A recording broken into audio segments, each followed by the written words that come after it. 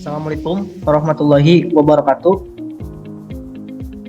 Baik, pada kali ini saya akan menjelaskan mengenai modul 5, yaitu mengenai perulangan. Definisi dari perulangan atau penjelasan dari perulangan ini yaitu merupakan suatu bentuk program yang digunakan untuk mengulang statement atau block statement secara berulang kali sesuai dengan jumlah yang ditentukan. Perulangan dapat dilakukan beberapa kali atau sampai kondisi berhenti dan perulangan tercapai. Pada bahasa pemrograman Pascal terdapat 3 jenis perulangan, yaitu perulangan for, perulangan while, dan juga perulangan repeat until. Penjelasan mengenai perulangan for, yaitu perulangan for pada umumnya digunakan untuk melakukan perulangan yang banyaknya sudah diketahui sejak awal. Perulangan for dibagi menjadi 2, yaitu perulangan for to do dan juga perulangan for down to do. Perulangan for to do atau perulangan positif yaitu perulangan dengan var index yang bergerak dari nilai kecil ke besar. Contoh dari 1 ke 10, 10 ke 100 atau 1000 ke 10.000. Lalu untuk perulangan for down to do atau perulangan negatif yaitu perulangan dengan var index yang bergerak dari nilai besar ke kecil. Perulangan for down to do merupakan kebalikan dari perulangan for to do. Contoh dari perulangan for down to do yaitu dari 100 ke 10, 10 ke 1, dan seterusnya.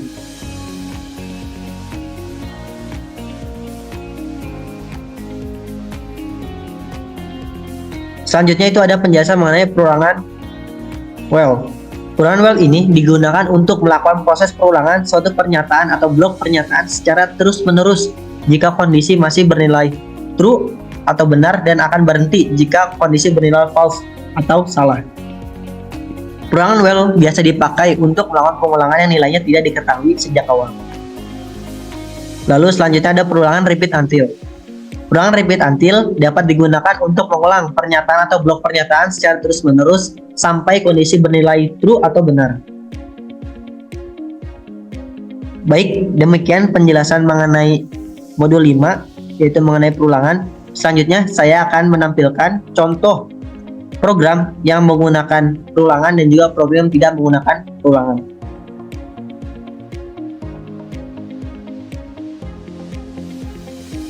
Baik,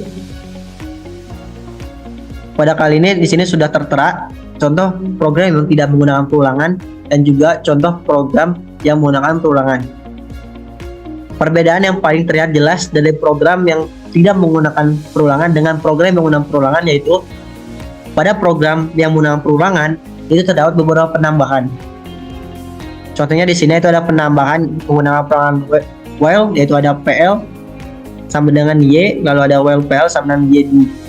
Lalu ada repeat until pada setiap kategori. Yang dimana untuk studi kasus kali ini yaitu toko aksesoris. Sedangkan untuk perulangan untuk modul yang tidak menggunakan perulangan itu sama seperti sebelumnya, seperti di modul 4 untuk susunannya. Baik, selanjutnya saya akan merun contoh program yang tidak menggunakan perulangan. Untuk tampilan pertama itu sama seperti pada umumnya, yaitu ada nama pelanggan. Di sini saya akan menuliskan nama pelanggannya, yaitu Nugraha Nur Asari. Untuk nama pelanggan ini disesuaikan dengan keinginan kalian. Lalu selanjutnya itu ada selamat datang, lalu ada beberapa kategori, nama barang. Lalu di sini saya memilih kategori 1 yaitu ada casing. Lalu ada penyaksian kondisi kembali itu ada di dalam kategori 1 ini terdapat beberapa jenis casing, yaitu di nomor 1 ada casing Oppo dengan harganya yang sudah tertera. Nomor 2 itu ada casing Samsung, dan nomor 3 itu ada casing Xiaomi. Saya memilih nomor 2. Lalu di sini ada jumlah barang. Jumlah barang itu barang yang ingin kalian beli. Saya menuliskan barang yang saya beli itu 1. Lalu di sini ada keterangan apakah ada barang lain Y atau garis miring T. Jika kita menuliskan Y atau ya, maka akan berlanjut ke dalam output yaitu struk. Jikalau menjawab T juga tidak atau tidak, maka itu juga sama, akan berlanjut ke output yaitu struk. Di sini sudah terdapat beberapa keterangan dimulai dari nama studi kasusnya, nama tokonya, lalu ada keterangan struk pembayaran, lalu di sini ada keterangan tanggal dan juga jam, lalu ada nama pelanggan, pilihan kategori, nama barang, tipe barang, harga, jumlah barang dan total harga. Lalu di sini ada keterangan uang pembayaran. Di sini saya memasukkan uang pembayaran itu lebih besar dari total harga. Saya memasukkan 30.000. Lalu ada keterangan uang kembalian, dikarenakan tadi saya membayar uang pembayarannya itu lebih besar dari total harga, itu ada kembaliannya 5.000. Lalu ada keterangan terima kasih sudah berbelanja di toko kami. Lalu ada kembali keterangan apakah ada pelanggan lain.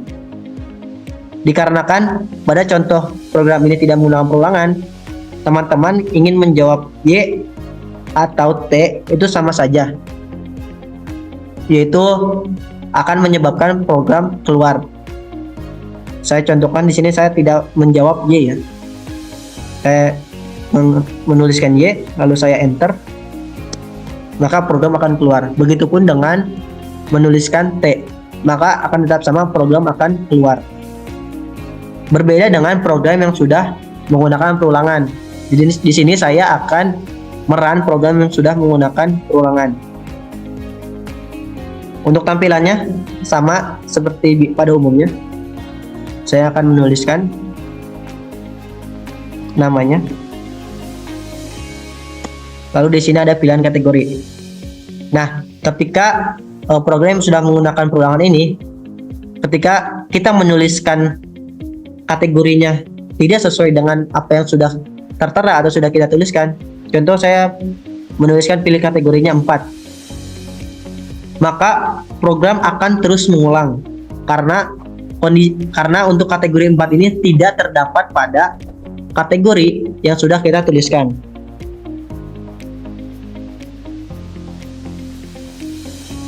Di sini yang disebut dengan perulangan repeat until, yang dimana program akan terus mengulang sampai kondisinya itu benar. Kita coba sekali lagi. Di sini saya menuliskan 5. Akan tetap sama, akan terus mengulang. Dan jika saya menuliskan 1, maka program akan berlanjut. Itu merupakan tadi implementasi dari perulangan repeat until. Lalu di sini juga sama.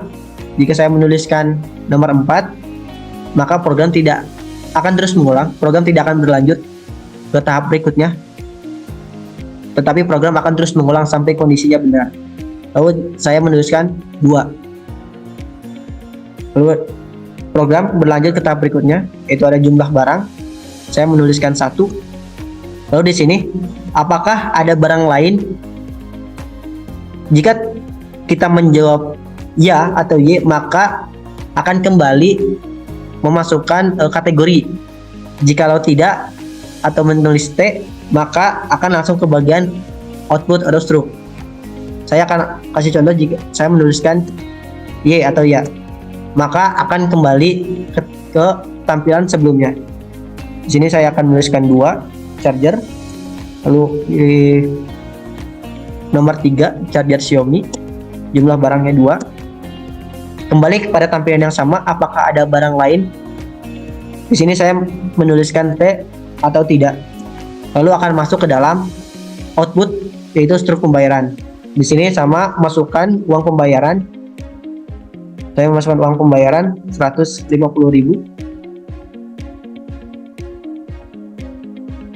Lalu ada uang kembalian yang sebesar 30.000. Dan di sini ada keterangan terima kasih sudah berbelanja di toko kami, dan ada kembali keterangan apakah ada pelanggan lain. Jikalau kita ingin mengulang lagi, ingin menambahkan pelanggan lain, itu bisa menjawab Y atau ya. Jika tidak, itu menuliskan T. Jika kita menuliskan T, maka program akan selesai. Tetapi jika kita menuliskan Y, maka program akan mengulang kembali dari awal. Seperti ini. Kita tulis kembali namanya.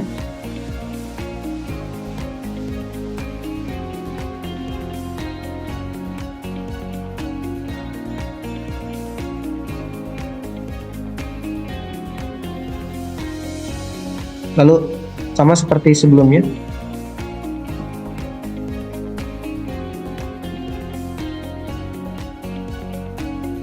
Tadi saya menulis T, tidak, agar langsung output struk pembayaran. Lalu di sini sudah memasuki struk pembayaran. Lalu saya menuliskan uang pembayarannya 100.000. Lalu ada uang kembalian. Dan sini ada keterangan kembali apakah ada pelanggan lain. Di sini saya menuliskan T. Dan itu yang akan terjadi. Jika kita menuliskan T, maka program akan selesai atau keluar.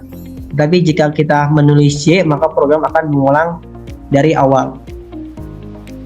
Seperti itu. Demikian penjelasan mengenai modul 5, perulangan, baik dari penjelasan mengenai definisi dan juga contoh dari program yang menggunakan perulangan dan juga contoh program yang tidak menggunakan perulangan. Demikian, terima kasih. Mohon maaf bila ada kesalahan kata dalam penyampaian. Wassalamualaikum warahmatullahi wabarakatuh.